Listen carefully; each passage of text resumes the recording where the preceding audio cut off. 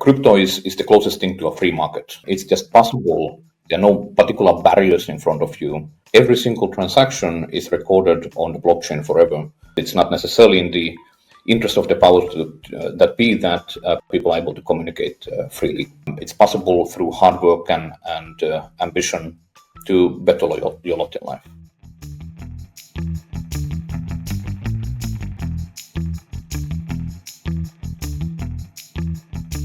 All right. I'm super excited for this week's episode of the Silicon Valley Podcast. I'm here with Arto. Arto has an incredible story. I mean, his journey is absolutely amazing. We met in person not too long ago at Draper Studio in San Mateo, where a close buddy made the introduction. And immediately it was, Shawn, you have to have this gentleman on your podcast. Normally, I'm a little wary because that happens quite a bit. But minutes into me connecting, I went, wow, he definitely has to be on the podcast. So before answering or asking any question, Arto, can you give our audience a brief background of your career, some of your accomplishments up to this point, and then we'll dive into the very difficult questions that I'm sure you're going to sweat a ton over. And this is going to be a fun interview, I can tell. That sounds good, Shawn.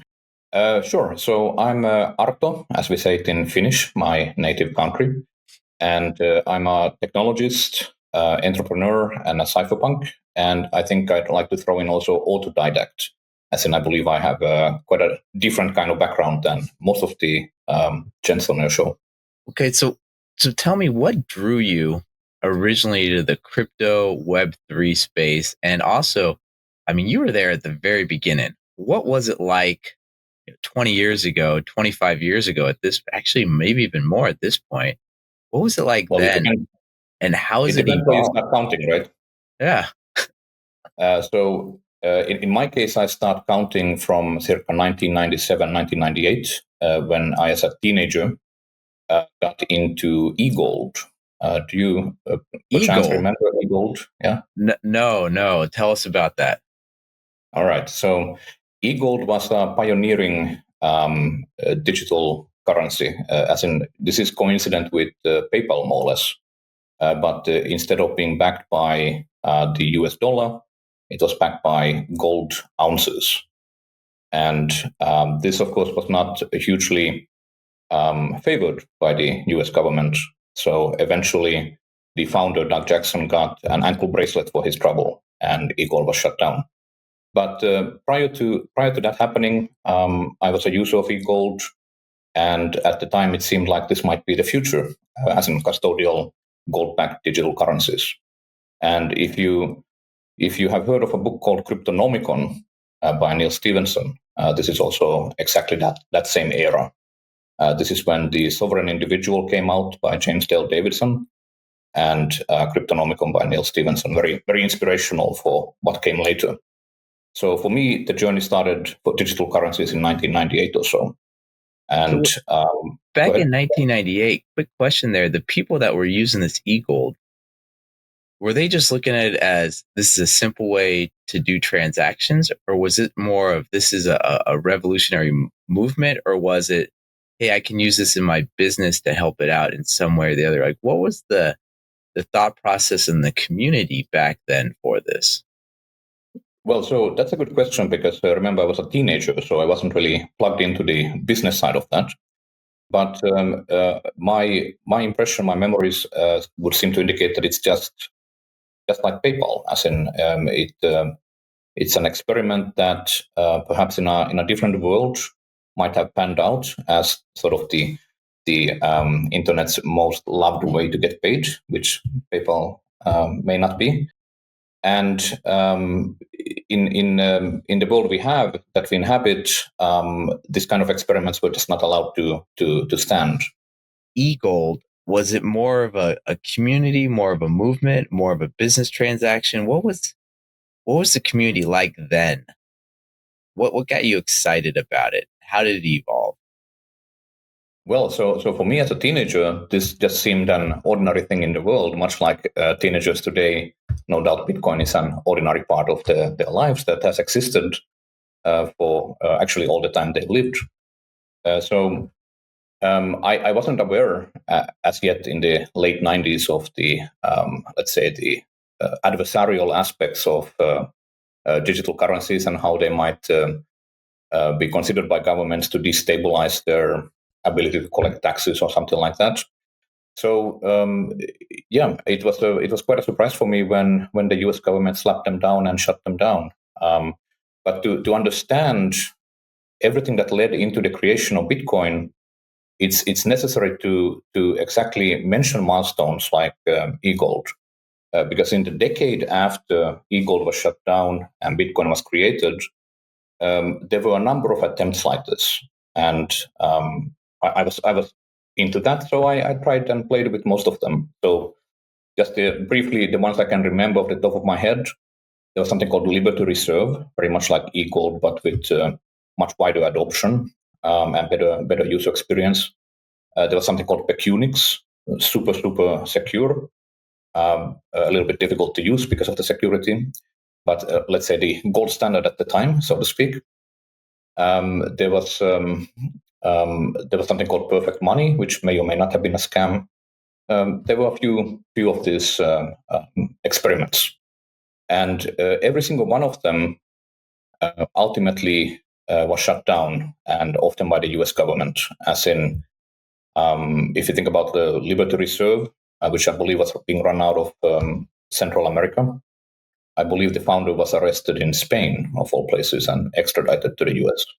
So what really was the impetus for the creation of Bitcoin was the fact that these kind of centralized attempts at digital currency, they were just not allowed to exist. So PayPal is almost the sole exception to this at the time. Why was PayPal allowed? Why is PayPal seem so different than these other versions that were kind of shut down, in your opinion? Well, so I'm just speculating. I really don't know, but presumably PayPal being backed by the US dollar, being domiciled in the US, and having somewhat close relationships with regulators and the like, might have helped it survive. And then Web3, a lot of people almost use it synonymous with crypto. I mean, how would you, in one sentence, describe what Web3 is? Sure. Yeah, that's a good question. It's not my favorite term. I do prefer crypto, but I suppose I would say that it's all about uncensorable, trustless, and permissionless anchoring of consensus reality. And for example, value transfer is an example of consensus reality. Even if we don't trust each other, through the mechanism of blockchains these days, we can establish that I believe that you have that balance and I have that balance. We can establish that you believe I have sent you that value transfer, right? So that's an example of consensus reality. And many people think that the fundamental of crypto is blockchains, but I would disagree. I think that's really just the mechanism, the means. But what I've come to think of crypto as the fundamental of crypto is really about mass scale incentive alignment. So that's usually what we do on crypto projects. As in, the scarcest thing in the world is attention, the attention economy. And digital currencies, crypto, are a good way to make people pay attention, to align their aptitudes, their interests, their attention in the direction that we wish it to be aligned. So it's also called sometimes mechanism design, incentive engineering. Talk more about that incentive engineering and the because it almost sounds like at the heart of it, you're saying it is just marketing, but that can't be it. Well, I mean, think about something like a point system of an airline, for example.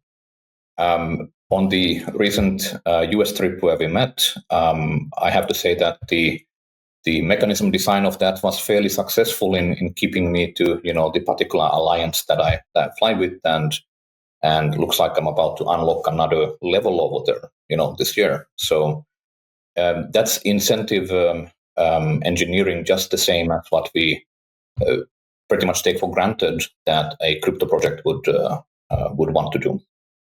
For the crypto projects out there, Web3 in general,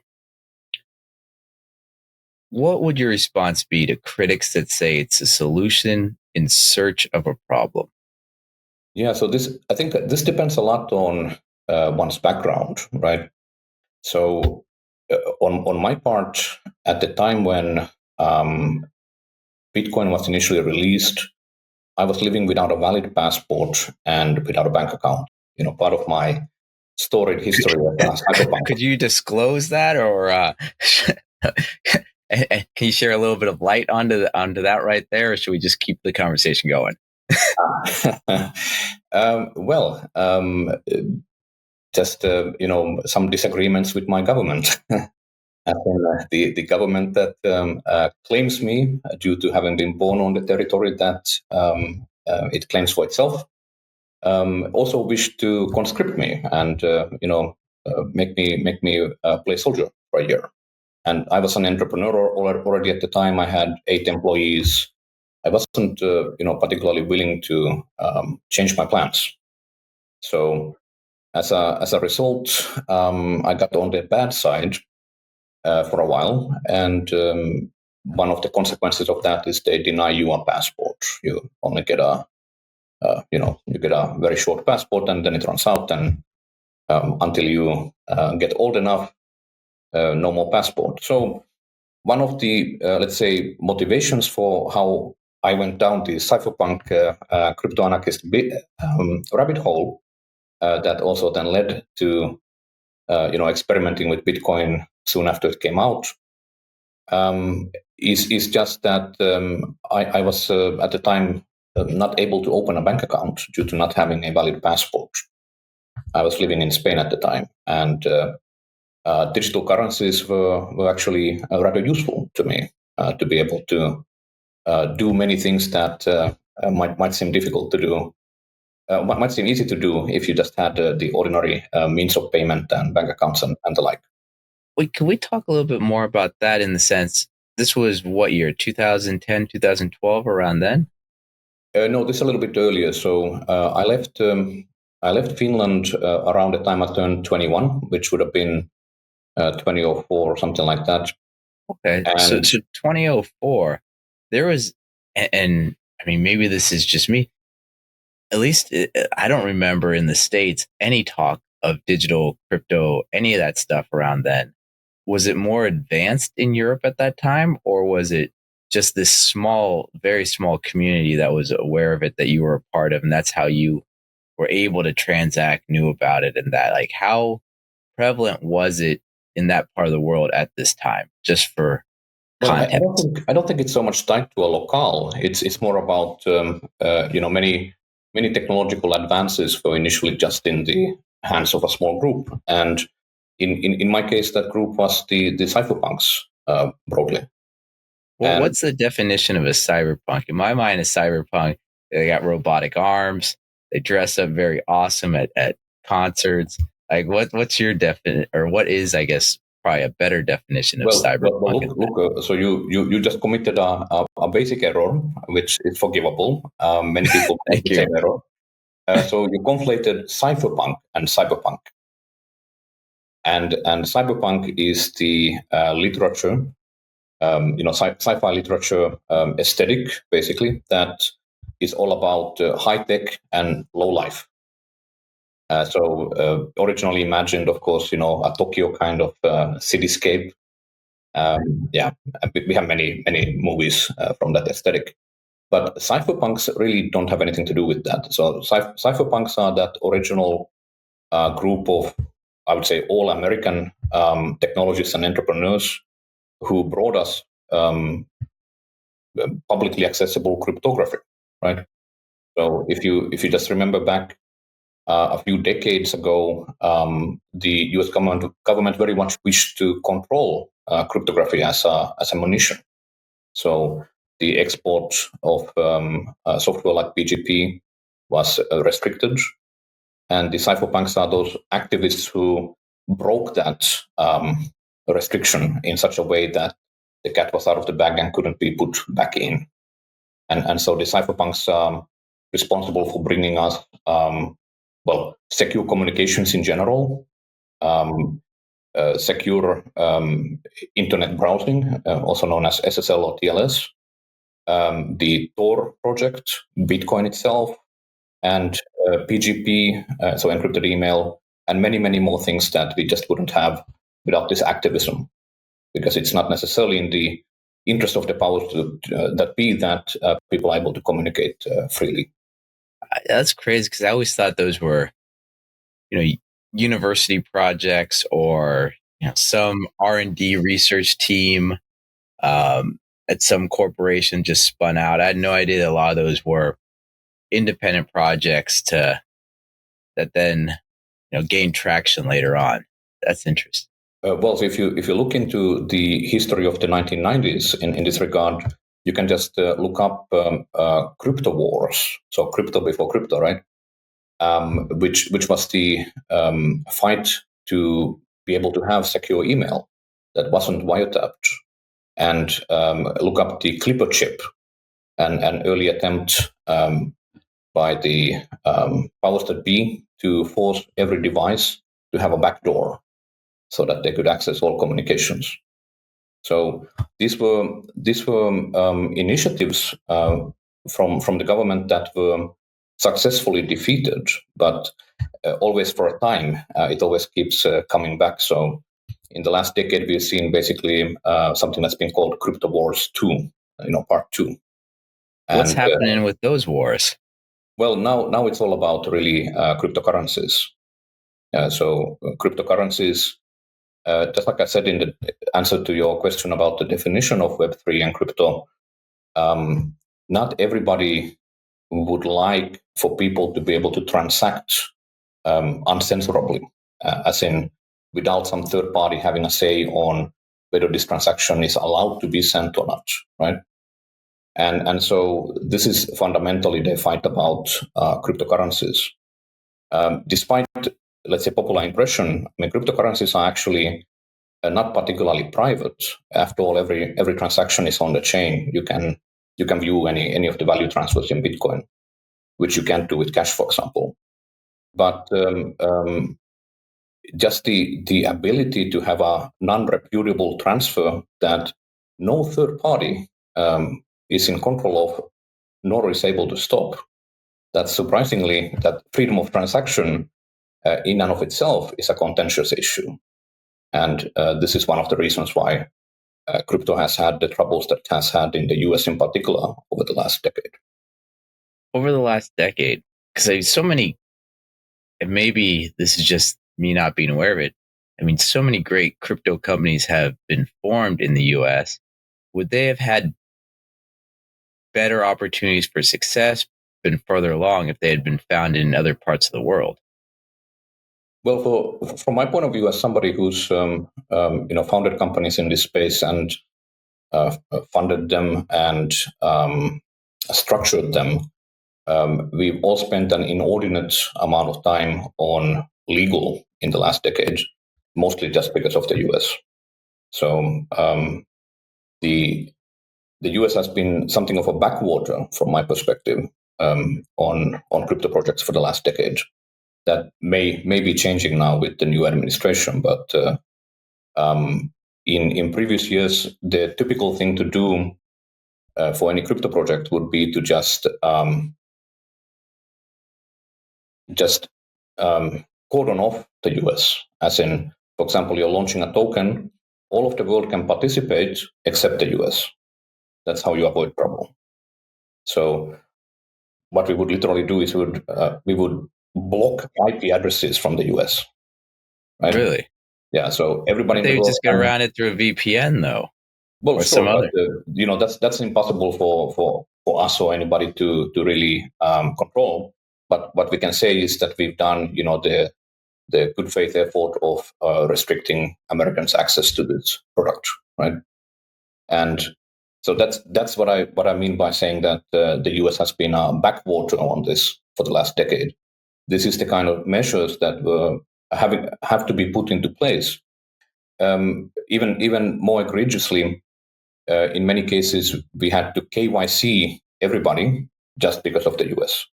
So even if you're from Germany, say, and we wouldn't really need to KYC you, well, we got to KYC everybody because of the American. Arto, for our audience that may not be familiar, know your customer, KYC. Why is that important for a transaction, or why does that have to happen?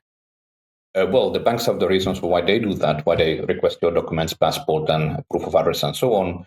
But here I'm just talking about basically identifying Americans, as in US persons, right? US citizens or green card holders, residents of the US. And this is the kind of stuff we've been having to do over the last decade that hopefully is now coming to an end given the new administration. Arto, with everything in crypto, what's one instance, one real world compelling use case that's not getting enough attention? Well, so there's a huge amount of projects. I don't pretend to know even a fraction of them now. I would say that there's a number of directions one could take on this answer. I think the bread and butter use case is and always has been value transfer, so payments. And we perhaps had, as a community, some naive ideas about that a decade ago in terms of, buying coffee with Bitcoin and the like, which I did in Berlin 10 years ago, beer and burgers and all of that. But why is that naive?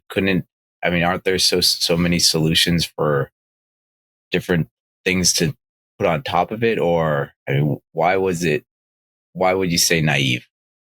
Well, what I mean is that at the time, a popular understanding of Bitcoin was for microtransactions. And of course, we don't really think of Bitcoin that way anymore. Now we think of it more like digital gold, so as a settlement layer for larger transactions. And people are building layer 2s on top of Bitcoin then for microtransactions and the like. But in the original scheme of things, it was still feasible to use that blockchain directly for microtransactions. So I spent probably hundreds of Bitcoin in various joints in Berlin, where I was at the time, buying beer and burgers and lunch and dinner and wine and everything. So that use case, just to go back to your earlier question, as in what about the people who don't see value in crypto? Well, it as I said, that really depends on your circumstances. The millions of people using crypto for remittances would certainly contest that it doesn't have utility. I remember personally paying Western Union fees, to get money from my father when I was a teenager traveling in the US, and that was quite a scam, I would have to say, a ripoff, certainly. So remittances, payments that are non-repudiable. So, the problem with payments like PayPal is that once you get paid, you don't necessarily stay paid. And that means that you can't really sell all kinds of services and products very reliably because you always have that risk that this could get reversed on you. And PayPal, of course, perhaps understandably take a very pro-consumer stance on that. So merchants are often left holding the bag.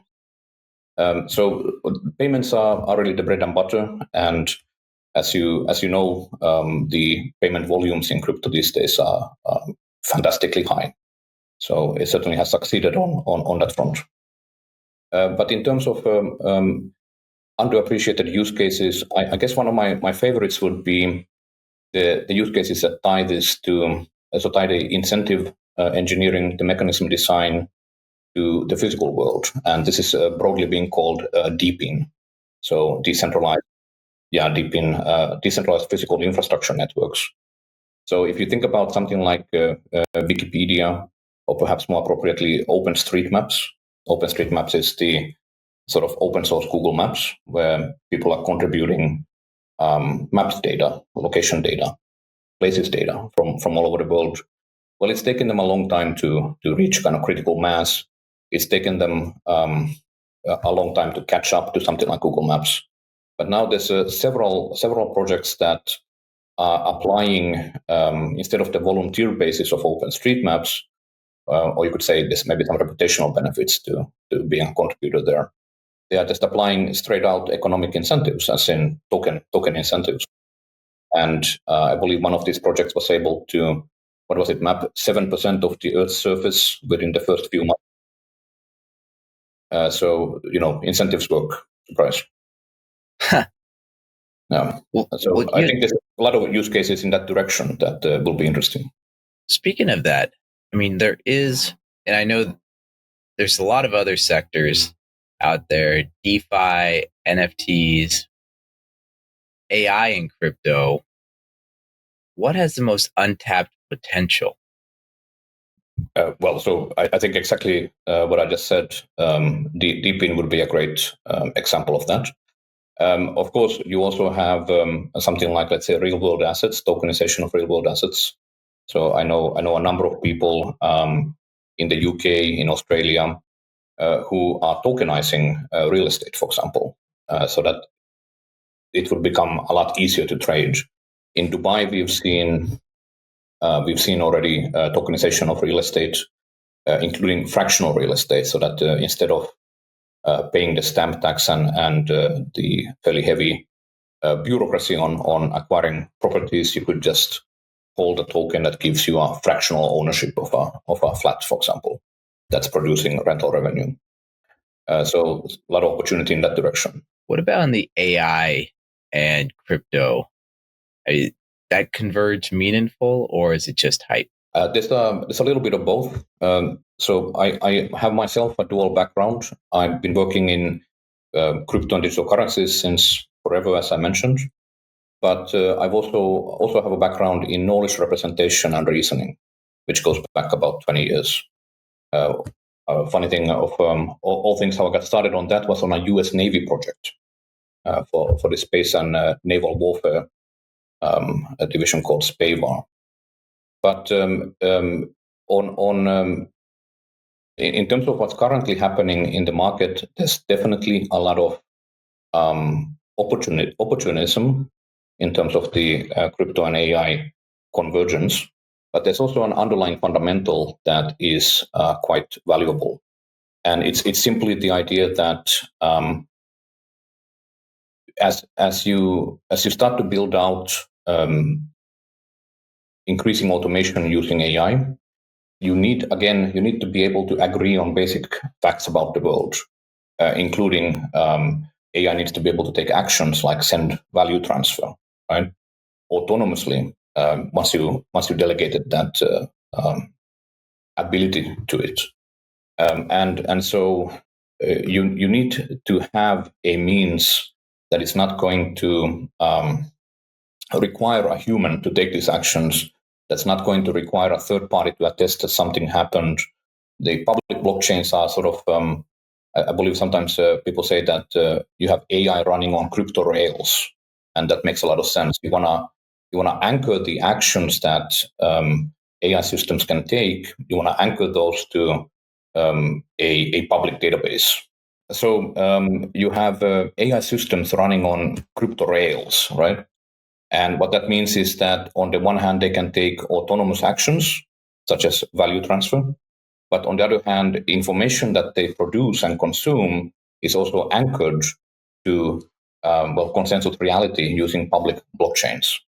So that makes a lot of sense from that point of view. It would be a lot harder to imagine how some of these AI systems would work if they did not have access to, read-write public blockchains. So it really makes sense from that point of view.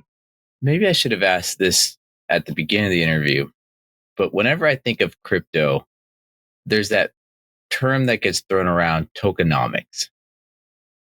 for me at least, huge mystery. Can you talk a little bit and explain what tokenomics are? Sure.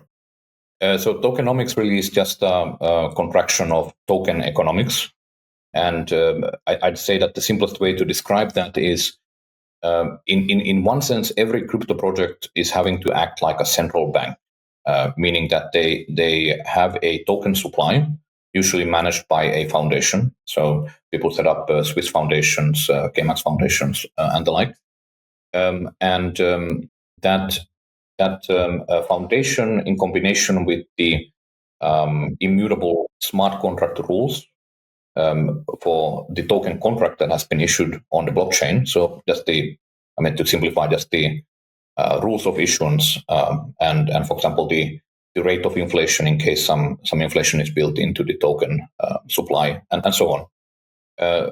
All of this would be part of token economics. So tokenomics. It would typically begin in a crypto project from, you would do something like a pie chart to figure out which portions of the token supply are going to be allocated, for example, to the community and ecosystem versus the so-called insiders, which would include the team, investors, advisors, and the like. And you design so-called token flow, which means that just like you have economists talk about the velocity of money, well, token velocity also matters, and you want to design something of a circular economy where the token flows around at different points of use. So this is called token flow. An example of utilization of a token would be something like staking. I'm sure you heard the term, where you lock up some of the value that you have into a long-term incentives program. So, for example, you show your confidence in the project by locking up your token for 3 years or something like that. And as a result, you get some of the inflationary rewards. So there's some kind of an APY annually that you earn on that. When you hear of some of these influencers tokens going out there, do you, from your experience, are you able to kind of assess the tokenomics and go, this is ridiculous, or okay, this makes sense? Like how do I say it? Are there industry standards out there right now, or things for people to look at and be cautious of, yellow or red flags that might pop up? Sure. I think this is a fairly, let's say, well-discussed topic. So if somebody wants to dig into this, they could just Google for, let's say, overly large insider allocation, good examples of tokenomics, bad examples. So generally, you would want to see, for example, that the insiders are, so again, team, advisors, investors, that they're not disproportionately prioritizing themselves and their own pockets. Then that would be a clear indication that it's some kind of a scam. And it's maybe a good statement to make here that, look, Shawn, the crypto is the closest thing to a free market that we have in the world today. So in a free market, you're going to have a preponderance of scams, right? Just look at all the quacks selling medical potions in the 1800s in America, right? Around every corner. So a large portion of all the projects out there are definitely cases of buyer beware. And this was, by the way, true even prior to crypto as such, meaning that in the decade prior to Bitcoin that I was describing, already back then, using the, let's say, digital currencies of the time, there were already all kinds of scams. I remember a term called HYIP, high yield investment programs. Those sites look very much like some of the DeFi project sites that you see these days, just with more primitive graphics. You can go look at them in the Internet Archive on the Wayback Machine, and they're quite entertaining, actually. So you're always going to have this noise, right? So I understand what you're asking, which is how to tell apart the projects in the noise from the actually worthwhile projects that are basically building the future of finance. And that's starting from considerations like what are the insider allocations? Is this just a get rich quick scheme? How long are the lockup periods for the team? Are they planning to basically get retail in and then dump on retail, or are they in there for the long run? So if they are unlocking within a few months of launch, well, obviously they plan to take their bags and go home, or escape, as it may be. And if they are in it for the long haul, then you would see lockup schemes of multiple years. You would see significant names attached to the project as market makers, as investors, as advisors. So all of the usual mechanisms. You need to evaluate the backgrounds of the team. You need to evaluate who's investing, who's advising, all of the usual things. Let's go even back for the history of crypto. What is one decision that if you had the power for the whole history of crypto that you would undo? What would that be? I think that this is fairly clear in my mind. I'm sure people have their different takes on this, but I consider it unfortunate that the original design from Satoshi did not really prioritize privacy, and this is understandable. I mean, there was enough innovation there in terms of putting together those ingredients in this novel form that maybe this was just a bridge too far, but it has locked us into sort of an unfortunate path where realistically there just isn't that much privacy in most of crypto. And as you may have been hearing lately, Arto, could I ask a question on that? Well, I mean, yes, I guess you could see the transactions take place, but I mean, what level of privacy? Because you're not sure who's doing those transactions, correct? I mean, right. Even though it's not private, at some sense, couldn't it be argued it actually is very private? Or tell me a little bit more about your thought of this non-privacy. Sure. So the important thing to understand, despite many people having the misconception that this is private, every single transaction is recorded on the blockchain forever. You can go back to 2012, 2013. You can find my beer and burger purchases. But as you say, Shawn, you would have to identify me from all of the beer and burger purchases happening around the same time in the same joint and so on. However, as it turns out, that's not the most difficult problem in the world. And there's a lot of so-called chain analysis companies who are doing ultimately the same as let's say, the kind of solutions that Palantir might be selling to the intelligence agencies, meaning that they're forming a graph and they're running graph analysis, and eventually they're identifying clusters, they're identifying potentially labeled wallets and sources, and as the confidence level increases with more data, they're generally able to, in a lot of cases, de-anonymize people and senders and recipients. So from this point of view, there's not necessarily all that much privacy. Once the data is out there, then whatever you might have purchased with that crypto could be tied to you, unless you have phenomenal operational security, which, let's be realistic, most people don't. All right, let's move the conversation to another thing that's interesting.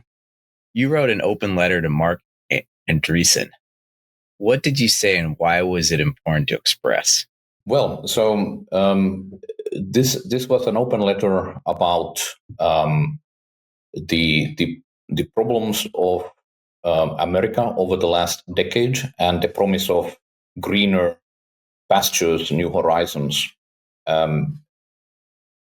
This one of the things that happened over the last 4 years is that I relocated myself to Dubai, and I had been, I think, like many in the West, I had been prejudiced against Dubai for some time.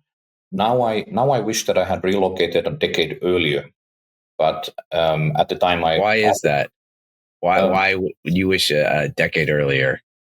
Well, outside of the Bay Area, I think that Dubai is one of the most phenomenal places for ambitious young people to be. So in Dubai, if you think about the demographics of a place like that, keep in mind that 90% of the population there are immigrants, myself included. So the natives are really just 10% of the population. Phenomenal statistics. It's not really like you can find that in Europe, America these days, right?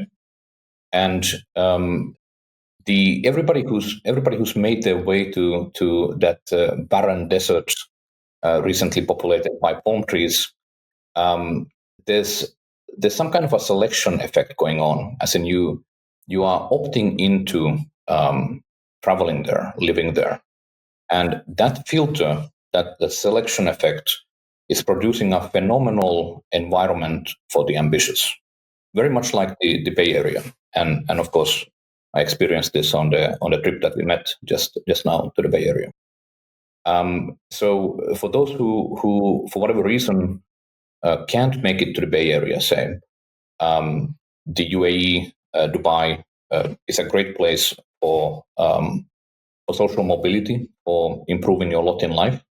No matter what kind of legacy and leg up in life your parents and your grandparents might have given you, in Dubai you find people from all walks of life bettering their lot in life. And it happens pretty fast because it's an environment similar to, let's say, historically New York in the 1920s or something like this, where it's just possible. There are no particular barriers in front of you. It's possible through hard work and ambition to better your lot in life. And I know so many cases of that from people of all backgrounds over there. So right now you're in Dubai. You have a new company. What are you working on right now? What are you building? Working on trustworthy personal AI. This is a bit of an obsession. So started this company in the US and Dubai about 2 years ago. It's called Haltia. Haltia means, in Finnish, it means personal guardian spirit, sort of angel in your ear, whispering to you. I think an apt metaphor. And this is a AI that runs just on your devices, no cloud, anything. So very, very much compatible with the Cypherpunk ethos. And in fact, we have advisors, investors, everybody pretty much is a Cypherpunk. So coming from this privacy perspective. And that also means, by the way, that we all like to dress in black. So, tidbits. I guess I might be one without knowing it. I just don't like dirty clothes. So, yeah. Well, one of the funny things of living in Dubai and wearing black is that in the middle of the summer, when it's really hitting 50 centigrade, I'm also a speed walker, so I'm zipping through the streets in black, and that definitely turns heads. It is a little bit warm. Now, Arto, we're just about time. If anyone wants to learn more about what you're doing, what's the best way to go about doing it? And if there's any key takeaway, any thought, anything you want our audience to also take away, I mean, now's the time to share it. Well, in terms of the topics we have been discussing, Shawn, I'd say that the key takeaway is that there does seem to have been a so-called regime change in the US, specifically with regards to crypto. And that means that I believe that over the next couple of years, you'll see crypto go more mainstream than it has in the US, and maybe shed some of its bad reputation in the process, because the powers that be, even if they don't necessarily look kindly on it, they at least will allow it to exist, which is a big change from the last decade. And in terms of following what I'm up to, you can just follow Bendiken, Bendiken, on Twitter. That would be the best place. Fantastic. And then for our audience out there, please connect with us on the SiliconValleyPodcast.com to see our archives, see what we're working on. We have an incredible event actually coming out August 14th at Arto. Hopefully you and your team will be here in Silicon Valley for. It's at San Francisco at WorkWise. It's going to be a phenomenal event. We have some great speakers already lined up, and we got many more. And yeah, Arto, I can't say thank you enough for taking this time to be on this week's episode. You gave a ton of great information that I'm sure our audience is going to really dive into, listen a couple times, and research, and probably come back with a lot of questions. So, Arto, I'm looking forward to continuing this conversation. Thank you. Thanks, Shawn. Pleasure to be on.